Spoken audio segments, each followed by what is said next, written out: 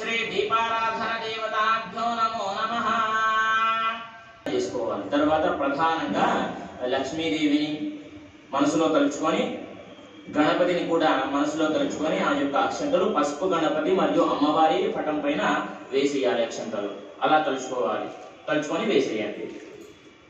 ఓం ప్రాణాయామం ఉంటుంది కాబట్టి కొన్ని అక్షంతలు వాసన చూసి వెనక్కేసేయండి. 2 అక్షంతలు మాత్రమే పెట్టుకొని వాసన చూసి వెనక్కేసేయండి. ఓం ఇప్పుడు ప్రాణాయామం చేసుకోండి. అంటే ప్రాణాయామం ఎలా చేసుకుంటాము? ఇలా ఒక రంధ్రంతోనే వాసన పీల్చాలి, ఇంకో రంధ్రంతోనే వదిలేసేయాలన్నమాట. ఎందుకు అని అంటే మన దగ్గరలో ఉన్నటువంటి ఎటువంటి దుష్ట శక్తులన్నీ కూడా వెళ్ళిపోతాయి. దుష్ట రాక్షసులు ఉన్నా సరే